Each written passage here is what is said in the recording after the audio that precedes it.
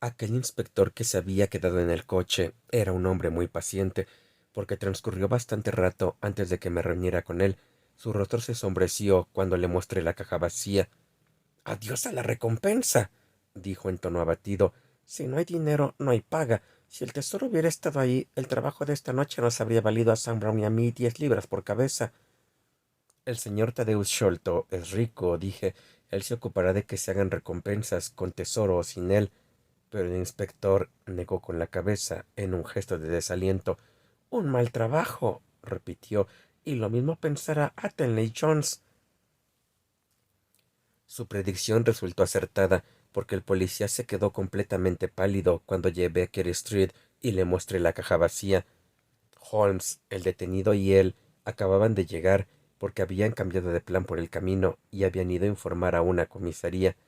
Mi compañero estaba rellenado en su butaca, con su habitual expresión de indiferencia, y Small se sentaba impasible frente a él, con la pata de palo cruzada sobre la pierna buena. Cuando presenté la caja vacía, se echó hacia atrás en su asiento y soltó una carcajada. —Eso es obra suya, Small —dijo Athelney Jones furioso. —Sí, yo tiré donde ustedes jamás podrán echar la mano —exclamó alborozado—. El tesoro era mío, y si no puede quedarme con él, yo pondré buen cuidado de que no se lo quede ningún otro.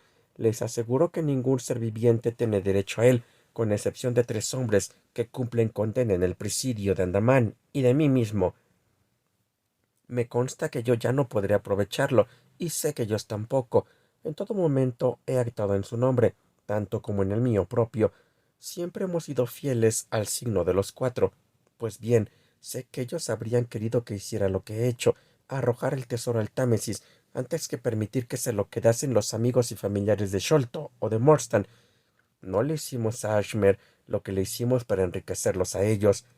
Encontrarán ustedes el tesoro en el mismo sitio que la llave, y que al pobre Tonga. Cuando vi que su lancha nos iba a alcanzar, escondí el botín en lugar seguro. No hay rupias para ustedes en este viaje. Usted nos quiere engañar, Small, dijo Altenley Jones en tono firme. Si hubiera querido tirar el tesoro al Támesis, le habría resultado más fácil tirarlo con caja y todo.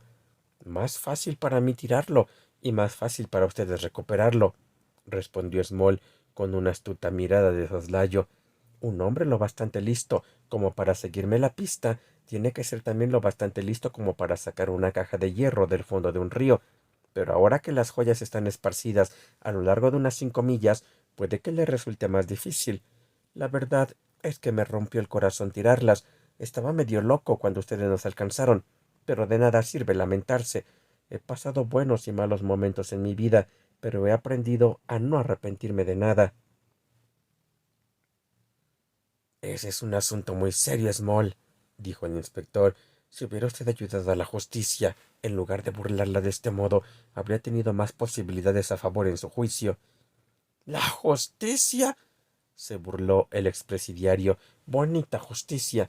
¿A quién pertenecía ese botín, sino a nosotros? ¿Dónde está la justicia en que se lo regale a quien no ha hecho nada por ganárselo? Miren cómo me lo gané yo. 20 largos años en aquel pantano plagado de fiebres, trabajando todo el día en los manglares y encadenado toda la noche en las mugrientas barracas de los presos, comido por los mosquitos, atormentado por la fiebre intermitente, sufriendo los abusos de todos aquellos malditos policías negros, encantados de poder ajustarle las cuentas a un blanco. Así me gané el tesoro de Agra. Y ustedes me hablan de justicia porque no puedo soportar la idea de haber pagado este precio solo para que otro lo disfrute. Antes me dejaría colgar una docena de veces, o que me clavaran en la piel uno de los dardos de Tonga, que vivir en una celda de la cárcel, sabiendo que otro vive cómodamente en un palacio con el dinero que debería haber sido mío. Small había dejado caer su máscara de estoicismo, y todo este discurso lo soltó en un furioso torbellino de palabras, con los ojos echando llamas y haciendo chocar las esposas con los apasionados movimientos de sus manos. Al contemplar la furia y el ardor de aquel hombre, comprendí que no era nada infundado ni ridículo el terror que se había apoderado del mayor Sholto al enterarse de que el agraviado presidiario le seguía la pista. —Olvida usted que no sabemos nada de todo esto —dijo Holmes tranquilamente—. No conocemos su historia y no podemos decir hasta qué punto pudo estar la justicia de su parte en un principio. Mire usted, señor, me habla con mucha amabilidad, aunque me doy perfecta cuenta de que es a usted a quien debo estos grilletes que llevo en las muñecas. Aun así, no le guardo rencor por ello. Ha jugado limpio, con las cartas encima de la mesa. Si quiere escuchar mi historia, no tengo ningún motivo para callármela. Lo que le voy a contar es la pura verdad, hasta la última palabra. Gracias. Puede dejar el vaso aquí a mi lado y arremaré los labios si tengo sed. Yo soy de Worcester, nacido cerca de Pershore. Apuesto a que si se pasan por allí encuentran un montón de gente apellidada Small. Muchas veces he pensado en ir a echar un vistazo por allá, pero la verdad es que nunca fui un motivo de orgullo para la familia, y dudo de que se alegrarán mucho de verme. Son todos gente respetable, que va a la iglesia, pequeños granjeros, conocidos y respetados en toda la región, y yo siempre fui una bala perdida. Por fin, cuando tenía unos 18 años, dejé de causarles problemas, porque me metí en un lío por culpa de una chica, y la única manera que encontré de salir fue aceptando el salario de la reina, alistándome en el tercero de casacas amarillas, que estaba a punto de partir hacia la India. Sin embargo, no estaba destinada a ser soldado mucho tiempo. Apenas había aprendido el paso de la oca y el manejo del mosquete cuando cometí la tontería de ponerme a nadar en el Ganges. Tuve la suerte de que John Holder, el sargento de mi compañía, que era uno de los mejores nadadores de todo el ejército, estuviera también en el agua en aquel momento. Cuando estaba en medio del río, un cocodrilo me atacó y me arrancó la pierna derecha, tan limpiamente como lo habría hecho un cirujano. Con el susto y la pérdida de sangre me desmayé y me habría ahogado si Holder no me hubiera sostenido y llevado a la orilla. Pasé 5 meses en el hospital y cuando por fin pude salir renqueando con esa pata de palo sujeta al muñón, me encontré dado de baja en el ejército e incapacitado para cualquier ocupación activa. Como podrán imaginar, aquello fue un golpe muy duro. Sin haber cumplido aún los 20 años, me veía convertido en un inválido. No obstante, al poco tiempo, mi desgracia resultó ser una bendición disfrazada. Un hombre llamado Abel White, que se había establecido allí para cultivar añil, buscaba un capataz que supervisara a sus peones y se ocupara de que trabajaran. Dio la casualidad de que era amigo de nuestro coronel, el cual se había interesado por mí desde mi accidente. Para vivir la historia, el coronel me recomendó encarecidamente para el puesto, y como la mayor parte del trabajo se hacía a caballo, mi pierna no era un gran inconveniente, porque me sujetaba perfectamente a la silla con la rodilla. Lo que tenía que hacer era recorrer la plantación, vigilar a los hombres durante el trabajo y dar parte de los holgazanes. La paga era buena, tenía un alojamiento confortable y en general me daba por satisfecho con pasar el resto de mi vida en una plantación de añil. El señor Abel White era un hombre amable y se pasaba con frecuencia por mi cabaña a fumar una pipa conmigo, porque en aquellos lugares los hombres blancos se tratan unos a otros con mucha más consideración que aquí en su país. Pero la buena suerte nunca me duró mucho. De pronto, sin una señal de advertencia, nos cayó encima la gran rebelión. Un mes antes, la India parecía tan tranquila y pacífica como su rey o Kent. Al mes siguiente, había 200.000 diablos negros sueltos por allí, y el país era un completo infierno.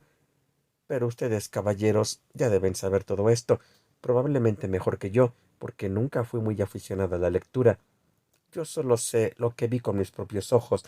Nuestra plantación se encontraba en un lugar llamado Mutra, cerca de la frontera de las provincias del noroeste. Noche tras noche, el cielo entero se iluminaba con las llamas de los búngalos incendiados, y día tras día veíamos pasar por nuestras tierras pequeños grupos de europeos con sus mujeres y niños que se dirigían hacia Agra, donde se encontraba la guarnición más cercana. El señor Abel White era un hombre obstinado. Se le había metido en la cabeza que estaban exagerando el asunto y que la insurrección se extinguiría tan de golpe como había estallado, y se quedó sentado en su terraza, bebiendo vasos de whisky con soda y fumando puros, mientras el país ardía a su alrededor. Como es natural, Dawson y yo nos quedamos con él. Dawson vivía con su mujer y se encargaba de llevar los libros y la administración. Y un buen día llegó la catástrofe. Yo había estado en una plantación bastante alejada y al atardecer cabalgaba despacio hacia la casa, cuando mis ojos se fijaron en un bulto informe que yacía en el fondo de una hondanada. Descendí a caballo para ver lo que era, y se me heló el corazón al descubrir que se trataba de la mujer de Dawson, cortada en tiras y medio devorada por los chacales y perros salvajes. Un poco más adelante, en la carretera, estaba el propio Dawson, caído de bruces y completamente muerto, con un revólver vacío en la mano y 4 cipayos tendidos uno sobre otro delante de él. Tiré de las riendas de mi caballo, preguntándome hacia dónde debía dirigirme, pero en aquel momento vi una espesa columna de humo que se elevaba del bungalow de Abel White, de cuyo tejado empezaron a surgir llamas. Comprendí que ya no podía hacer nada por mi patrón y que interviniendo no lograría más que perder yo también la vida. Desde donde me encontraba podía ver cientos de aquellos demonios morenos, todavía vestidos con sus casacas rojas, bailando y aullando en torno a la casa en llamas. Algunos señalaron hacia mí, y un par de balas pasaron silbando junto a mi cabeza, así que prendí la huida a través de los arrozales, y aquella misma noche me puse a salvo dentro de los muros de Agra. Sin embargo, de pronto quedó claro que allí tampoco se estaba muy seguro. El país entero estaba revuelto como un enjambre de abejas. Allí donde los ingleses conseguían reunirse en pequeños grupos, podía mantener el terreno justo hasta donde alcanzaban sus fusiles. En todos los demás sitios eran fugitivos indefensos. Fue una lucha de millones contra centenares, y lo más sangrante del asunto era que aquellos hombres contra los que luchábamos, infantería, caballería y artillería, eran nuestras propias tropas selectas, soldados a los que habíamos enseñado y preparado nosotros, que manejaban nuestras propias armas y utilizaban nuestros propios toques de corneta. En Agra estaban el tercero de fusileros bengalíes, algunos sikhs, 2 compañías de caballería y una batería de artillería.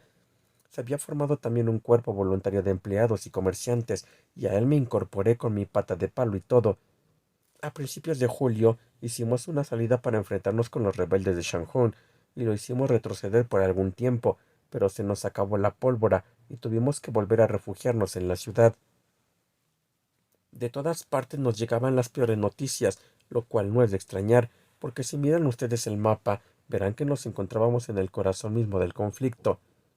Lucknow está a poco más de 100 millas al este y Kanpur aproximadamente a la misma distancia por el sur. En cualquier dirección de la brújula no había más que torturas, matanzas y atrocidades. Agra es una gran ciudad en la que proliferan toda clase de fanáticos y feroces adoradores del demonio. Nuestro puñado de hombres habría estado perdido en sus estrechas y tortuosas calles. Así pues, nuestro jefe decidió cruzar el río y tomar posiciones en el viejo fuerte de Agra. No sé si alguno de ustedes, caballeros, habrá leído o oído alguno acerca de aquel viejo fuerte. Es un sitio muy extraño, el más extraño que he visto, y eso que he estado en rincones de los más raros. En primer lugar, tiene un tamaño enorme. Yo creo que el recinto debe abarcar varias hectáreas. Hay una parte moderna, donde se instaló toda la guarnición, las mujeres, los niños, las provisiones y todo lo demás, y aún sobraba cantidad de sitio. Pero la parte moderna no es nada, comparada con el tamaño de la parte vieja, donde no iba nadie, y que había quedado abandonada a los escorpiones y los 100 pies. Está toda llena de grandes salas vacías, pasadizos tortuosos y largos pasillos que tuercen a un lado y a otro, de manera que es bastante fácil perderse allí. Por esta razón, casi nunca se metía nadie por aquella parte, aunque de vez en cuando se enviaba un grupo con antorchas a explorar. El río pasa por la parte de delante del viejo fuerte, que así queda protegida, pero por los lados y por detrás hay muchas puertas, y naturalmente había que vigilarlas, tanto en la parte vieja como en la que ocupaban nuestras tropas. Andábamos escasos de personal, y apenas disponíamos de hombres suficientes para controlar las esquinas del edificio y atender los cañones. Así pues, nos resultaba imposible montar una fuerte guardia en cada una de las innumerables puertas. Lo que hicimos fue organizar un cuerpo de guardia central en medio del fuerte y dejar cada puerta a cargo de un hombre blanco y 2 o 3 nativos. A mí me escogieron para vigilar durante ciertas flotas de la noche una puertecilla aislada en la fachada sudoeste del edificio. Pusieron bajo mi mando a 2 soldados sikhs y se me ordenó que si ocurría algo disparase mi mosquete, asegurándome que inmediatamente llegaría ayuda desde el cuerpo de guardia central. Pero como el cuerpo de guardia se encontraba a sus buenos 200 pasos de distancia y el espacio intermedio estaba formado por un laberinto de pasadizos y corredores, yo tenía grandes dudas de que la ayuda pudiera llegar a tiempo en caso de un verdadero ataque. La verdad es que yo me sentía bastante orgulloso de que me hubieran confiado aquella pequeña posición de mando, siendo como era un recluta sin experiencia, y encima cojo. Durante 2 noches monté guardia con mis punjables. Eran unos tipos altos y de aspecto feroz, llamados Mohammed Singh y Abdullah Khan, ambos veteranos combatientes que habían empuñado las armas contra nosotros en Chilianwalá.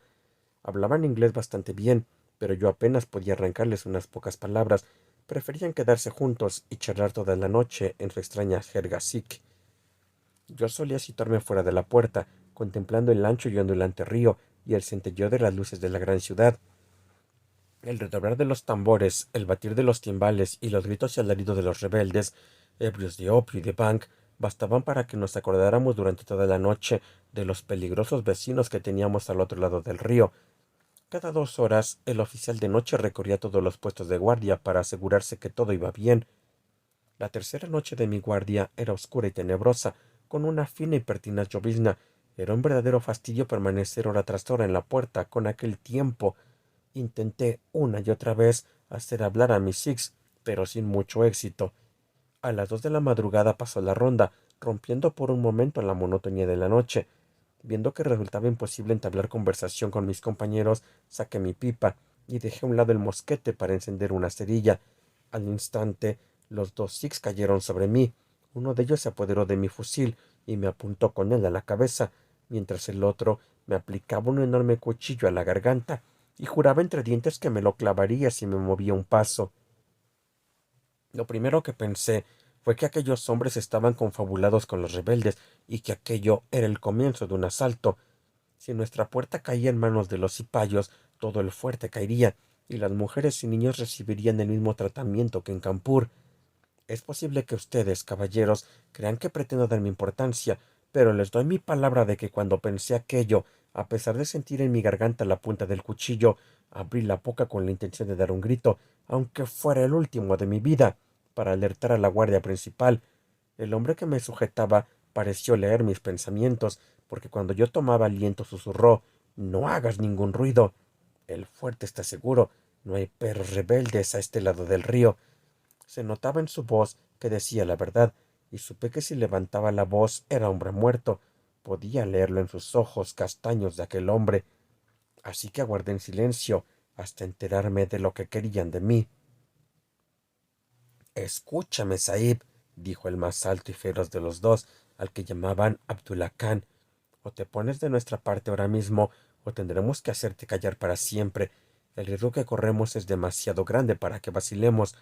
O te unes a nosotros en cuerpo y alma, jurando sobre la cruz de los cristianos, o esta noche tu cuerpo irá parar al foso, y nosotros no pasaremos a nuestros hermanos del ejército rebelde. No hay término medio. ¿Qué eliges? ¿La vida o la muerte? Solo podemos darte 3 minutos para decidir, porque el tiempo corre y todo tiene que hacerse antes de que vuelva a pasar la ronda. ¿Cómo puedo decidir? Dije. No me habéis explicado lo que quieren de mí, pero les aseguro desde ahora que si es algo contra la seguridad del fuerte, no quiero saber nada del asunto, y pueden clavarme el cuchillo en cuanto quieran. No se trata de nada contra el fuerte, dijo él.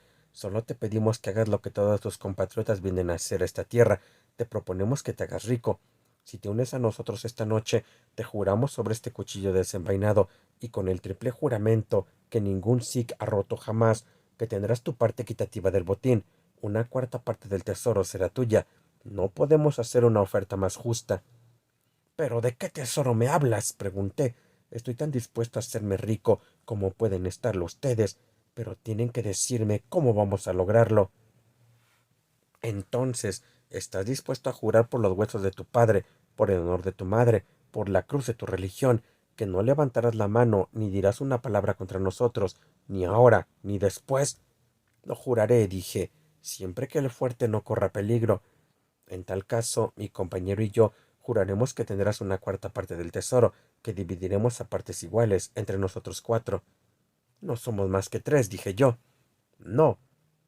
Dos Akbar debe recibir su parte. Te contaremos la historia mientras lo esperamos. Quédate en la puerta, Mohammed Singh, y avisa cuando lleguen.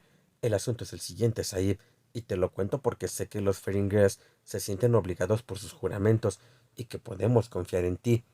Si fueras un embustero hindú, aunque hubieras jurado por todos los dioses de sus falsos templos, tu sangre habría corrido por mi cuchillo, y tu cuerpo estaría ya en el agua. Pero los Sikhs conocemos a los ingleses, y los ingleses conocen a los Sikhs. Escucha, pues, lo que voy a decirte.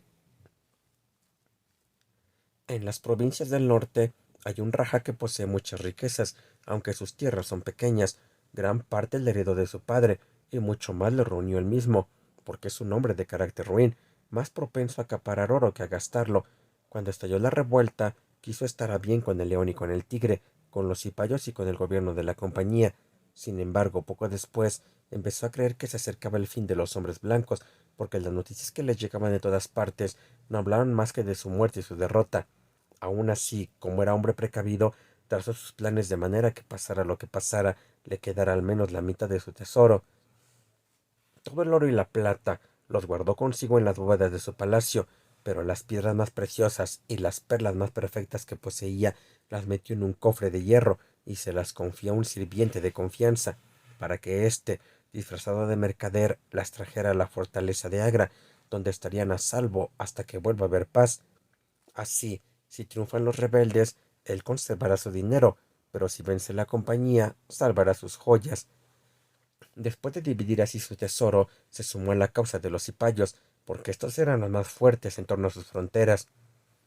Fíjate, Sahib, en que al hacer esto, su propiedad se convierte en botín legítimo de los que se han mantenido orales. Este falso mercader que viaja bajo el nombre de Ashmed se encuentra ahora en la ciudad de Agra y pretende entrar en el fuerte. Lleva como compañero de viaje a mi hermano de leche, Dos Akbar, que conoce su secreto. Dos Akbar le ha prometido guiarle esta noche a una puerta lateral del fuerte y ha elegido esta para sus propósitos. Está a punto de llegar y aquí nos encontrará a Mohammed Singh y a mí aguardándolo. Es un lugar solitario y nadie se enterará de su llegada. El mundo no volverá a saber del mercader Ahmed, pero el gran tesoro del Rajá se dividirá entre nosotros. ¿Qué dices a eso, Sahib? En Worcestershire, la vida de un hombre parece algo importante y sagrado, pero la cosa es muy diferente cuando estás rodeado de fuego y sangre y te has acostumbrado a tropezar con la muerte en cada esquina. Que Ahmed, el mercader, viviera o muriera, me tenía completamente sin cuidado, pero al oír hablar del tesoro se me había animado el corazón, y pensé en lo que podía hacer con él en mi tierra, en la cara que pondría mi familia al ver que el vástago inútil regresaba con los bolsillos repletos de monedas de oro. Así que ya había tomado mi decisión. Sin embargo, Abdullah Khan, creyendo que aún vacilaba, insistió todavía un poco más. Ten en cuenta, Sahib, dijo, que si este hombre cae en manos del comandante, éste le hará ahorcar o fusilar, y sus joyas pasarán a poder del gobierno, sin que nadie salga ganando ni una rupia. Pues bien, si lo atrapamos nosotros, ¿por qué no íbamos a hacernos también con lo demás? Las joyas estarán igual de bien con nosotros que con las arcas de la compañía. Hay suficiente para convertirnos a los cuatro en hombres ricos y poderosos. Nadie sabrá del asunto, porque estamos al lado de todos. Puede haber una oportunidad mejor. Así pues, Saib, dime otra vez si estás con nosotros o si debemos considerarte como un enemigo. Estoy con ustedes en cuerpo y alma, dije. Está bien, respondió él. Me devolvió el fusil. Ya ves que nos fiamos de ti porque creemos que, igual que nosotros, no faltarás a tu palabra. Ahora solo tenemos que esperar a que lleguen mi hermano y el mercader. ¿Sabe tu hermano lo que van a hacer? Pregunté. El plan es suyo. Él lo ha ideado. Vamos a la puerta a montar guardia junto a Mohammed Singh. La lluvia seguía cayendo insistentemente, porque nos encontrábamos al comienzo de la estación lluviosa. Densas y oscuras nubes cruzaban por el cielo, y resultaba difícil ver más allá de un tiro de piedra. Delante de nuestra puerta se había un profundo foso, pero estaba casi seco por algunos lugares y era fácil cruzarlo. Me parecía extraño encontrar allí con aquellos dos feroces punjables, aguardando a un hombre que se encaminaba hacia la muerte. De pronto, mis ojos captaron el brillo de una linterna sorda al otro lado del foso. Desapareció entre los montículos de tierra y volvió a aparecer, acercándose despacio a nuestra posición. Ahí están, exclamé. Te las harás el salto, Sahib, como de costumbre, susurró Abdullah. Que no sospeche nada. Envíala adentro con nosotros y nosotros haremos el resto, mientras tú te quedas ahí de guardia. Ten preparada la linterna, para estar seguros de que es nuestro hombre. La vacilante luz continuaba acercándose, deteniéndose unas veces y avanzando otras, hasta que pude distinguir dos figuras oscuras al otro lado del foso. Las dejé descender por el terraplén, chapotear a través del fango y trepar hasta la mitad del camino a la puerta, y entonces les di el alto. ¿Quién va? Dije con voz apagada. Somos amigos, me respondieron. Descubrí mi linterna y proyecté un chorro de luz sobre ellos. El primero era un sikh enorme, con una barba negra que le llevaba casi hasta la faja. No siendo en una feria, jamás he visto un hombre tan alto. El otro era un tipo bajo y gordo, con un gran turbante amarillo, que llevaba en la mano un bulto envuelto en un chal. Parecía estar temblando de miedo, porque retorcía las manos como si tuviera fiebre y giraba constantemente la cabeza a derecha e izquierda, escudriñando con sus ojillos relucientes y parpadeantes, como un ratón al aventurarse fuera de su madriguera. Me daba escalofríos pensar en matarlo, pero entonces me acordé del tesoro y el corazón se me volvió duro como el pedernal. Al ver mi rostro blanco, soltó un pequeño gorjeo de alegría y vino corriendo hacia mí. Protégeme, Sahib, gimió. Protege al desdichado mercader Ahmed. He atravesado toda Raiputana en busca de la seguridad del fuerte de Agra. Me han robado, golpeado e insultado por haber sido amigo de la compañía. Bendita sea esta noche, en la que vuelvo a estar a salvo, yo y mis humildes pertenencias. ¿Qué llevas en ese paquete? Pregunté. Una caja de hierro, respondió, que contiene uno o dos recuerdos de familia que no tienen ningún valor para otros, pero que lamentaría perder. Sin embargo, no soy un mendigo, y le recompensaré, joven Sahib, y también a su gobernador, si me da la protección que le pido. Se me hizo imposible seguir hablando con aquel hombre. Cuanto más miraba su rostro gordo y asustado, más difícil me resultaba pensar que íbamos a matarlo a sangre fría. Lo mejor era acabar de una vez. Llévenlo a la guardia principal, dije. Los dos sikhs se situaron a sus lados y el gigante detrás, y así emprendieron la marcha a través del oscuro pasillo de entrada. Jamás hombre alguno caminó tan cercado por la muerte. Yo me quedé en la puerta con la linterna. Oí el ruido acompasado de sus pasos, avanzando por los solitarios pasillos. De pronto se detuvieron y oí voces, un forcejeo y algunos golpes. Un instante después, oí con espanto pasos precipitados que venían en mi dirección y la respiración jadeante de un hombre que corría. Dirigí mi linterna hacia el largo y recto pasillo y vi que por él venía el hombre gordo, corriendo como el viento, con una mancha de sangre cruzándole la cara, pisándole los talones y saltando como un tigre, venía el enorme sikh, de barba negra, con un cuchillo lanzando destellos en su mano. Jamás he visto un hombre que corriera tan rápido como aquel pequeño mercader.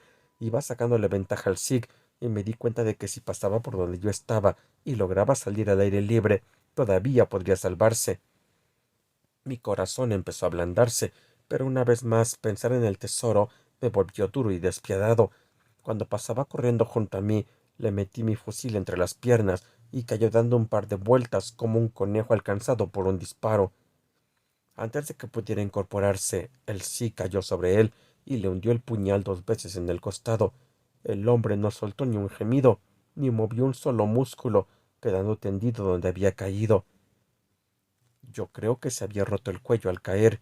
Ya ven, caballeros, que cumplo mi promesa. Les estoy contando la historia de detalle, exactamente tal cual sucedió, tanto si me favorece como si no.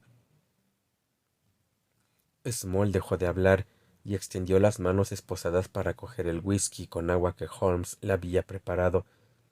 Confieso que, a estas alturas, aquel hombre me inspiraba el horror más absoluto, no sólo por el crimen a sangre fría en el que había participado, sino sobre todo por la manera indiferente y hasta jactanciosa en que lo había narrado. Fuera cual fuera el castigo que le aguardaba, que no esperara ninguna simpatía por mi parte. Sherlock Holmes y Jones permanecían sentados con las manos sobre las rodillas, profundamente interesados por la historia, pero con la misma expresión de repugnancia en sus caras. Es posible que Small se diera cuenta, porque cuando prosiguió su relato había un toque de desafío en su voz y su actitud. Aquello estuvo muy mal, no cabe duda, dijo, pero me gustaría saber cuántos hombres estando en mi situación habrían rechazado una parte del botín, sabiendo que la alternativa era dejarse cortar el cuello. Además, una vez que hubo entrado en el fuerte, era su vida o la mía. Si hubiera escapado, todo el asunto habría salido a la luz y me habrían juzgado en consejo de guerra y seguramente fusilado. En momentos como aquellos, la gente no suele ser muy indulgente. Continúe su relato, dijo Holmes tajante.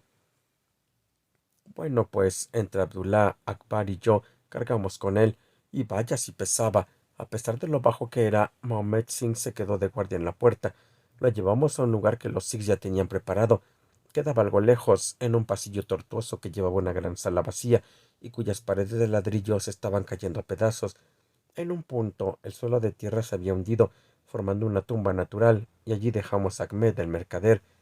Después de cubrir su cuerpo con ladrillos sueltos, una vez hecho esto, fuimos todos por el tesoro. Estaba donde Ahmed lo había dejado caer al sufrir el primer ataque. La caja era esa misma que tienen abierta sobre la mesa. De la asa tallada que tiene arriba colgaba una llave atada con un cordel de seda. La abrimos y la luz de la linterna hizo brillar una colección de joyas como las que aparecían en los cuentos que me hacían soñar de niño en Pershore. Se quedaba uno totalmente deslumbrado al mirarlas. Cuando nos hacíamos de contemplarlas, las sacamos todas e hicimos una lista. Había 143 diamantes de primera calidad, entre ellos uno que creo que llamaban el Gran Mogol, y que dicen que es el segundo más grande del mundo.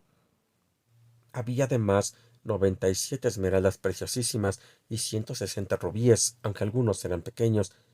También había 40 carbunclos, 210 zafiros, 61 ágatas y una gran cantidad de berilos, ónices, ojos de gato, turquesas y otras piedras cuyos nombres yo no conocía entonces, aunque los aprendí más tarde. Además de todo esto, había aproximadamente 300 perlas bellísimas, 12 de ellas montadas en una diadema de oro. Por cierto, estas últimas ya no estaban en el cofre cuando lo recuperé. Alguien las había sacado. Después de contar nuestros tesoros, los volvimos a meter en el cofre y los llevamos a la puerta para que los viera Mohammed Singh. Luego, renovamos solemnemente nuestro juramento de apoyarnos unos a otros y guardar el secreto. Acordamos esconder el botín en un lugar seguro hasta que el país volviera a estar en paz y entonces dividirlo entre nosotros a partes iguales. No tenía sentido repartirlo en aquel momento, porque si nos encontraban encima joyas de tanto valor, se despertarían sospechas, y en el fuerte no había intimidad ni existía lugar alguno donde poder guardarlas. Así pues, llevamos la caja a la misma sala donde habíamos enterrado el cadáver, y allí, debajo de unos ladrillos de la pared mejor conservada, abrimos un hueco y metimos en él nuestro tesoro. Tomamos buena nota del lugar, y al día siguiente yo dibujé 4 planos, uno para cada uno de nosotros, y al pie de cada plano puse el signo de nosotros 4, porque habíamos jurado que cada uno defendería siempre los intereses de los demás, de manera que ninguno saliera más favorecido. Y puedo asegurar, con la mano sobre el corazón, que jamás he quebrantado aquel juramento. Bueno, caballeros, no hace falta que les cuente cómo concluyó la rebelión india. Cuando Wilson tomó el Delhi y Sir Colin liberó Lucknow, se rompió la columna vertebral del asunto. Llegaron nuevas tropas a montones y Nana Sahib se esfumó por la frontera. Una columna volante, mandada por el coronel Grested, avanzó sobre Agra y puso en fuga a los pandís. Parece que se iba a restablecer la paz en el país, y nosotros 4 empezábamos a confiar en que se acercaba el momento de poder largarnos sin problemas con nuestra parte del botín. Pero nuestras esperanzas se hicieron pedazos en un momento, al vernos detenidos por el asesinato de Ahmed. La cosa sucedió así. Cuando el Rajá puso sus joyas en manos de Ahmed, lo hizo porque sabía que éste era digno de confianza. Sin embargo, esos orientales son gente muy recelosa. ¿Qué creen que hizo el Rajá? Pues recurrir a un segundo sirviente todavía más leal y ponerlo a espiar al primero. A este segundo hombre se le ordenó que no perdiera nunca de vista a Ahmed y que lo siguiera como si fuera su sombra. Aquella noche lo había seguido y lo había visto entrar por la puerta. Como es natural, pensó que se había refugiado en el fuerte, y al día siguiente también él solicitó ser admitido, pero no pudo encontrar ni rastro de Ahmed. Esto le pareció tan extraño que habló del asunto con un sargento de exploradores, el cual lo puso en conocimiento del comandante. Inmediatamente se procedió a un registro minucioso y se descubrió el cadáver. Y de este modo, justo cuando creíamos estar a salvo, los 4 fuimos detenidos y llevados a juicio por asesinato, 3 de nosotros por haber estado de guardia en la puerta aquella noche, y el cuarto porque se sabía que había acompañado a la víctima. Durante el juicio no se dijo ni una palabra acerca de las joyas, porque el Rajá había sido derrocado y desterrado de la India, así que nadie tenía un interés particular por ellas. Sin embargo, lo del asesinato quedó perfectamente demostrado, y estaba claro que los cuatro teníamos que haber participado en él. A los tres Sikhs les cayeron trabajos forzados a perpetuidad, y a mí me condenaron a muerte, aunque más adelante me conmutaron la sentencia por la misma que a los demás. Nos encontrábamos, pues, en una situación bastante curiosa. Allí estábamos los cuatro, con una cadena al tobillo y poquísimas probabilidades de salir alguna vez en libertad, a pesar de que cada uno de nosotros conocía un secreto que le habría permitido vivir en un palacio, si hubiera podido aprovecharlo. Era como para volverse loco de rabia, tener que aguantar las patadas y los puñetazos de todos aquellos fantasmones, tener que alimentarnos de arroz y agua, cuando fuera teníamos aquella forzosa fortuna, aguardando que la recogiéramos. Aquello podría haberme vuelto loco, pero siempre fui bastante tosudo, así que aguanté y esperé a que llegara mi momento. Y por fin me pareció que el momento había llegado. Me trasladaron desde Agra a Madrás y de allí a la isla de Blair, en los Andamán. En aquella prisión hay muy pocos presos blancos, y como yo me porté bien desde el principio, no tardé en convertirme en una especie de privilegiado. Se me asignó una cabaña en Hopetown, que es un poblado pequeño en la ladera del monte Harriet, y me dejaron prácticamente a mi aire. Es un lugar horrible e infecto, y todo él, excepto los pequeños claros donde vivíamos, está plagado de salvajes caníbales, siempre dispuestos a dispararnos un dardo envenenado si les dábamos ocasión. Teníamos que cavar, abrir zanjas, plantar ñame y otra docena de actividades, de manera que nos manteníamos bastante ocupados todo el día, pero por la noche disponíamos de algo de tiempo libre. Entre otras cosas, aprendí a preparar y administrar medicinas para ayudar al médico y adquirí ligeras nociones de su ciencia. Me mantenía en constante alerta por si surgía una oportunidad de escapar, pero aquello está a cientos de millas de la tierra más próxima, y en aquellos mares apenas sopla el viento, de modo que la fuga resultaba terriblemente difícil. Nuestro médico, el doctor Somerton, era un joven vividor y aficionado al juego, y los demás funcionarios jóvenes se reunían por la noche en sus habitaciones para jugar a las cartas. La enfermería, donde yo solía preparar las medicinas, estaba al lado de su cuarto de estar, y había una ventana que comunicaba las dos habitaciones. Muchas noches, cuando me sentía solo, apagaba la lámpara de la enfermería y me quedaba allí, escuchando lo que decían y viéndolos jugar. A mí también me gustan las partidas de cartas, y mirarlos era casi tan entretenido como jugar uno mismo. Además del médico, allí iban el mayor Sholto, el capitán Morstan y el teniente Bromley Brown, que estaban al mando de las tropas nativas, y también dos o tres funcionarios de prisiones, unos viejos zorros que jugaban un juego fino, astuto y seguro. Formaban una cuadrilla muy apañadita. Pues bien, pasaba una cosa que enseguida me llamó la atención, y era que los militares solían perder siempre y los civiles ganaban. Miré que no estoy diciendo que hicieran trampas, pero lo cierto es que ganaban. Aquellos funcionarios de prisiones apenas habían hecho otra cosa que jugar a las cartas desde que llegaron a los Andamán, y conocían al dedillo el juego de los demás, mientras que los militares jugaban solo para pasar el rato y manejaban las cartas de cualquier manera. Noche tras noche, los militares iban empobreciendo, y cuanto más perdían, más ansiosos estaban por jugar. Al que peor le iba era el mayor Sholto. Al principio solía pagar en billetes y monedas de oro, pero pronto empezó a firmar pagarés y por grandes sumas. A veces ganaba unas cuantas manos, lo suficiente para cobrar ánimos, y entonces la suerte se volvía contra él, peor que nunca. Se pasaba el día andando de un lado a otro con un humor de perros, y empezó a beber mucho más de lo que le convenía. Una noche perdió aún más de lo habitual. Yo estaba sentado en mi cabaña cuando él y el capitán Morstan pasaron tambaleándose camino de sus aposentos. Los dos eran amigos íntimos y no se separaban nunca. El mayor iba rabiando por sus pérdidas. Esto se acabó, Morstan, iba diciendo al pasar ante mi cabaña. Tendré que enviar mi dimisión. Estoy en la ruina. Tonterías, amigo mío, dijo el otro, palmeándole la espalda. A mí también me ha ido mal, pero eso fue todo lo que oí, pero fue suficiente para ponerme a pensar. Un par de días después, el mayor Sholto fue a dar un paseo por la playa y aproveché la oportunidad para hablar con él. Me gustaría pedirle un consejo, señor, dije. Bien, Small, ¿de qué se trata? Preguntó sacándose el puro de la boca. Quería preguntarle, señor, cuál sería la persona más indicada para hacer la entrega de un tesoro escondido. Yo sé dónde hay un botín que vale medio millón de libras. y como yo no puedo aprovecharlo, he pensado que tal vez lo mejor será entregárselo a las autoridades competentes, y de ese modo es posible que me redujeran la condena. Medio millón, Small, jadeó mirándome con fijeza para asegurarse de que hablaba en serio. Eso mismo, señor, en joyas y perlas, está a disposición de quien vaya a recogerlo, y lo más curioso del caso es que el auténtico propietario está fuera de la ley y no puede reclamar sus propiedades, de manera que pertenece al primero que llegue. Pertenece al gobierno, Small, al gobierno, balbuceó, pero lo dijo sin demasiada convicción, y yo supe en el fondo de mi corazón que lo tenía atrapado. Entonces, señor, ¿cree que debería darle información al gobernador general? Pregunté muy tranquilo. Bueno, no debe usted precipitarse, porque luego podría arrepentirse. Cuéntemelo todo, Small. Deme más detalles. Le conté toda la historia con ligeras alteraciones para que no pudiera identificar los lugares.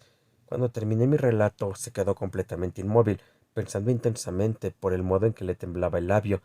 Me di cuenta perfecta de que en su interior se libraba una lucha. Este es un asunto muy importante, Small, dijo por fin. Lo mejor es que no le diga una palabra a nadie. Pronto volveremos a hablar.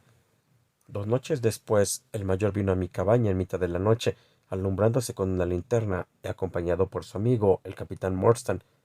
Small, quiero que el capitán Morstan oiga esa historia de sus propios labios, dijo.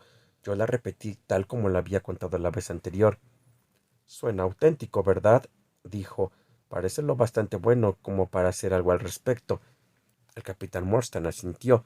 Mire usted, Small, dijo el mayor, mi amigo y yo hemos estado hablando del asunto, y hemos llegado a la conclusión de que, a fin de cuentas, ese secreto suyo no puede considerarse competencia del gobierno, sino que es un asunto privado, y usted, desde luego, tiene derecho a disponer de él como mejor le parezca.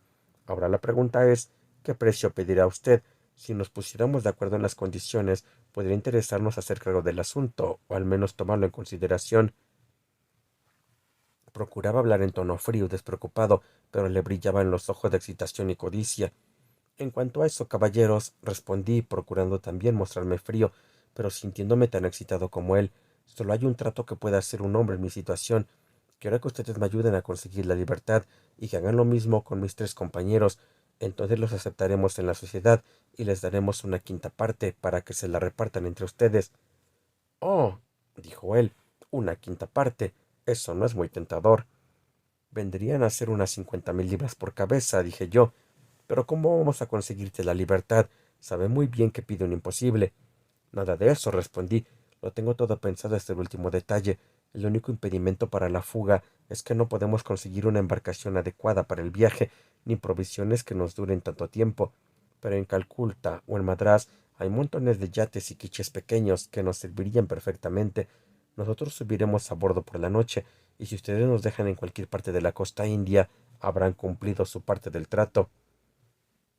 Si se trata solo de una persona, dijo. O todos o ninguno, respondí. Lo hemos jurado. Tenemos que ir siempre los 4 juntos. Ya lo ve, Morstan, dijo el mayor. Small es un hombre de palabra. No abandona a sus amigos. Creo que podemos fiarnos de él. Es un negocio sucio, respondió el otro, pero como tú dices, ese dinero nos sacaría a flote perfectamente. Muy bien, Small, dijo el mayor.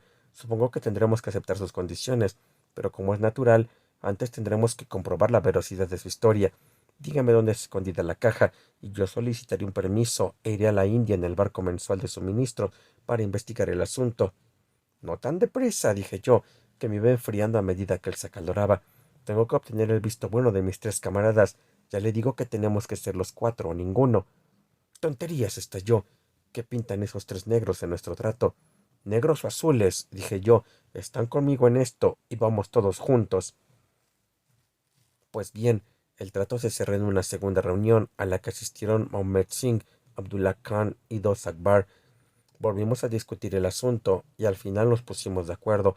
Nosotros proporcionaríamos a los 2 oficiales sendos planos de aquella parte del fuerte de Agra, marcando el lugar en el que estaba escondido el tesoro.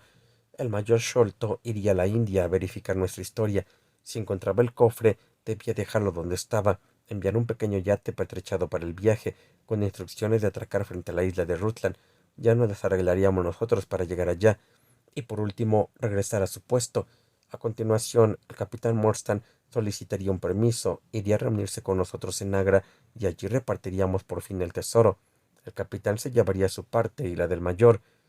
Todo esto lo sellamos con los juramentos más solemnes que la mente pueda concebir y los labios pronunciar.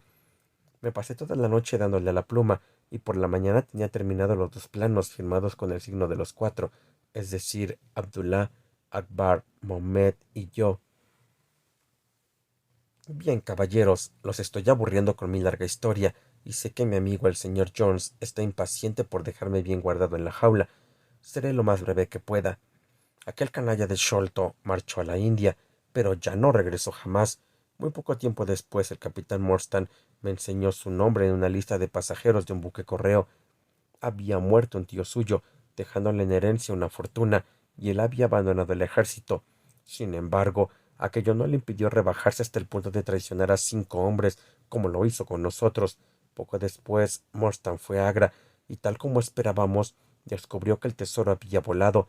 Aquella sabandija lo había robado todo, sin cumplir ninguna de las condiciones bajo las que le habíamos confiado el secreto. Desde aquel día viví solo para la venganza. Pensaba en ella de día y me recreaba en ella por la noche. Se convirtió en una pasión absorbente que me dominó por completo. No me importaba nada la ley, ni me asustaba la horca. Escapar, seguir de la pista a Sholto, echarle la mano al cuello. Aquellos eran mis únicos pensamientos. Incluso el tesoro de Agra se había convertido para mí en algo secundario, comparado con matar a Sholto. Pues bien, en esta vida yo me he propuesto muchas cosas y jamás hubo una que dejara de hacer, pero pasaron largos años hasta que llegó mi momento. Ya les he dicho que había aprendido algo de medicina. Un día, cuando el doctor Somerton estaba en cama con fiebre, un grupo de presos recogió en el bosque a uno de aquellos pequeños nativos de los Andamán. Estaba mortalmente enfermo y había buscado un lugar solitario para morir. Me hice cargo de él, aunque era tan venenoso como una cría de serpiente, y al cabo de un par de meses lo tuve curado y capaz de andar. A partir de entonces me cogió cariño y se quedó siempre rondando alrededor de mi cabaña, sin regresar casi nunca a su bosque. Aprendí de él un poco de su idioma, y esto hizo que se encariñara aún más conmigo. Tonga, que así se llamaba, era un hábil piragüista y poseía una canoa grande y espaciosa. Cuando comprendí que sentía devoción por mí y quería cualquier cosa por ayudarme, vi la oportunidad de fugarme. Hablé con él del asunto, le dije que llevara su canoa cierta noche a un viejo embarcadero que nunca estaba vigilado y que me recogiera allí. Le indiqué además que llevara varias calabazas de agua y un buen montón de ñames, cocos y batatas. Qué firme y leal era el pequeño Tonga. Nadie tuvo jamás un camarada más fiel. La noche convenida llevó su bote al embarcadero, pero dio la casualidad de que allí se encontraba uno de los guardias del presidio, un asqueroso afgano que jamás había dejado pasar una ocasión de insultarme y humillarme. Yo había jurado vengarme de él, y ahora tenía la oportunidad. Era como si el destino lo hubiera puesto en mi camino, para que saldara cuentas con él antes de abandonar la isla. Estaba de pie en la orilla del agua, de espaldas a mí, con la carabina al hombro. Busqué una piedra con la que aplastarle los sesos, pero no encontré ninguna. Entonces se me ocurrió una idea extraña, y supe dónde podía conseguir un arma. Me senté en la oscuridad y solté las correas de mi pata de palo. Con 3 largos saltos a la pata coja caí sobre él. Se llevó la carabina al hombro, pero yo le golpeé de lleno, hundiéndole toda la parte delantera del cráneo. Todavía se ve la muesca en la madera donde pegó el golpe. Los dos caímos al suelo juntos, porque yo no pude mantener el equilibrio, pero cuando me incorporé vi que él se quedaba caído e inmóvil. Salté a la canoa, y en menos de una hora estábamos ya bastante mar adentro. Tonga se había llevado todas sus posesiones, sus armas y sus dioses. Entre otras cosas, tenía una larga lanza de bambú y varias esteras de palma de cocotero, con las que construí una especie de vela. Navegamos sin rumbo fijo durante 10 días, confiando en la suerte, y al 11º nos recogió un barco mercante que iba de Singapur a Yida con un pasaje de peregrinos malayos. Era una gente bastante rara, pero Tonga y yo tardamos muy poco en instalarnos entre ellos. Tenían una buena cualidad, que te dejaba en paz y no hacían preguntas. En fin, si fuera a contarles todas las aventuras que corrimos mi pequeño camarada y yo, no creo que ustedes me lo agradecerían, porque los entretendría aquí hasta después de salir el sol. Fuimos de un lado a otro, dando tumbos por el mundo, y siempre ocurría algo que nos impedía llegar a Londres, pero en ningún momento perdí de vista mi objetivo. por la noche soñaba con Sholto. Lo habré matado en sueños cientos de veces, pero por fin, hace 3 o 4 años, conseguimos llegar a Inglaterra. No me resultó muy difícil averiguar dónde vivía Sholto, y me propuse descubrir si había vendido el tesoro o todavía lo tenía en su poder. Hice amistad con alguien que estaba en condiciones de ayudarme, y no doy nombres, porque no quiero meter en líos a nadie más, y pronto averigüé que aún tenía las joyas. Entonces intenté llegar hasta él de muchas maneras, pero era un tipo astuto y siempre tenía 2 boxeadores protegiéndolo, además de sus hijos y su Kid Mudgar. Sin embargo, un día me avisaron de que se estaba muriendo. Corrí inmediatamente a su jardín, enloquecido al pensar que se me iba a escapar de las manos de aquella manera. Miré por la ventana y lo vi tendido en su cama, con uno de sus hijos a cada lado. Estaba dispuesto a entrar y enfrentarme a los tres, pero justo en aquel momento vi que se le desplomaba la mandíbula y comprendí que había muerto. A pesar de todo, aquella misma noche entré en su habitación, registré sus papeles para ver si había dejado alguna constancia de dónde estaban escondidas las joyas. Sin embargo, no encontré nada, y tuve que marcharme frustrado y enfurecido a más no poder. Antes de retirarme, se me ocurrió que si alguna vez volvía a ver a mis amigos psiquis, les agradaría saber que había dejado alguna señal de nuestro odio. Así que garabateé el signo de los 4, igual que en el plano, y se lo clavé en el pecho con un alfiler. No podíamos permitir que los llevaran a la tumba sin algún recuerdo de los hombres a los que había robado y engañado.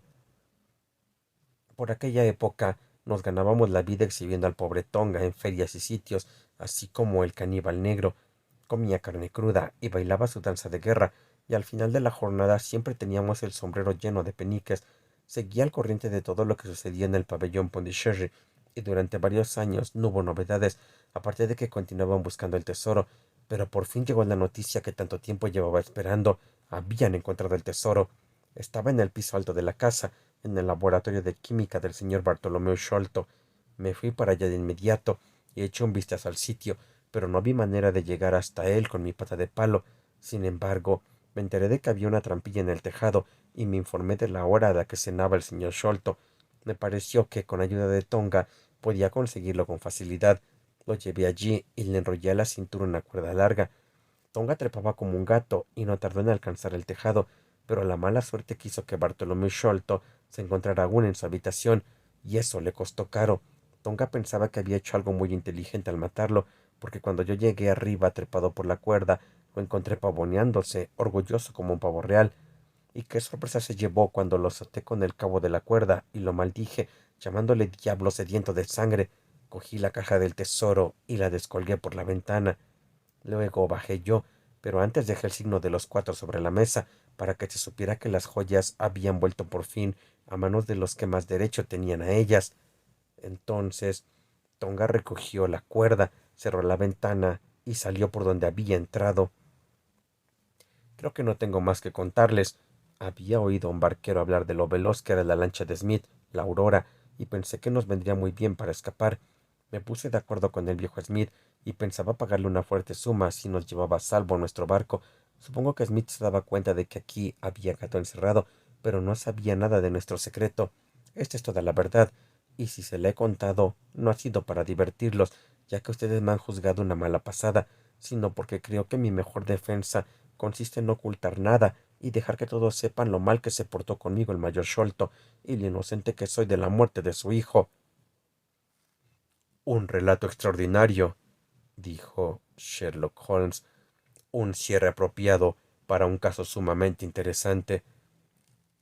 En la última parte de su narración no había nada nuevo para mí, excepto lo de que llevó usted la cuerda. Eso no lo sabía.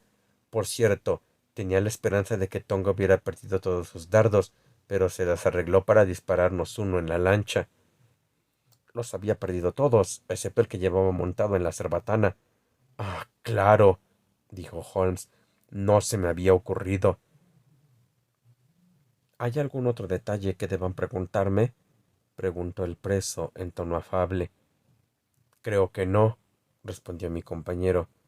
Bien, Holmes, dijo Athelney Jones, ya le hemos dado gusto, y todas sabemos que es usted un entendido en crímenes, pero el deber es el deber, y he llegado bastante lejos haciendo lo que usted y su amigo me pidieron. Estaré más tranquilo cuando haya puesto a buen recaudo a nuestro narrador. El coche aún espera, y tengo 2 inspectores abajo. Les estoy muy agradecido por su ayuda. Como es natural, tendrá que asistir al juicio. Buenas noches. Buenas noches, caballeros, dijo Jonathan Small. Usted delante, Small, dijo el prudente Jones al salir de la habitación. Pienso poner especial cuidado en que no me aporree con su pata de palo, como dice que le hizo aquel caballero en las Islas Andamán. Bien, con esto termina nuestro pequeño drama, comenté, después de que hubiéramos estado un buen rato fumando en silencio. Me temo que esta puede ser la última investigación en la que tenga ocasión de estudiar sus métodos. La señorita Morstan me ha hecho el honor de aceptarme como futuro marido.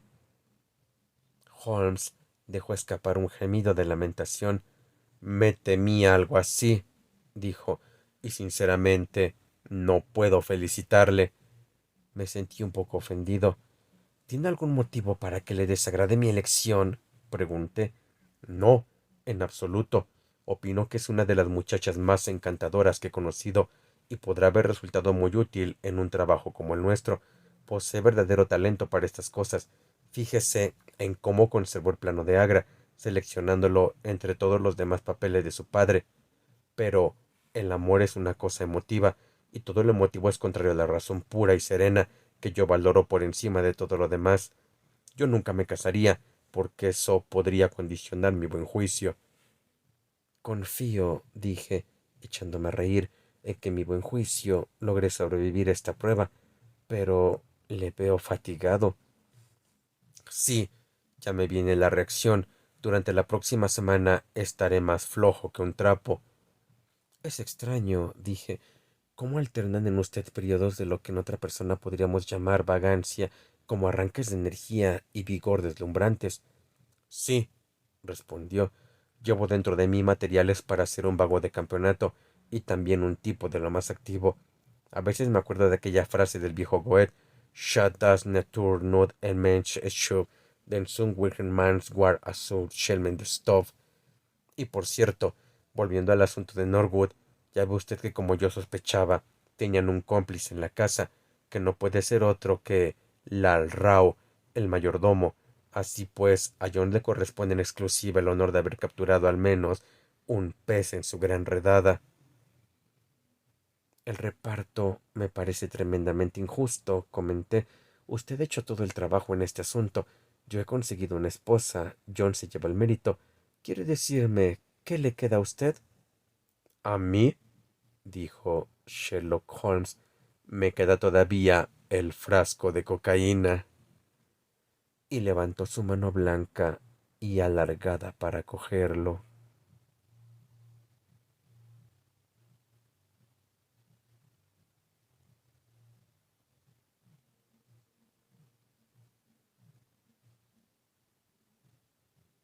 Capítulo 12. La extraña historia de Jonathan Small.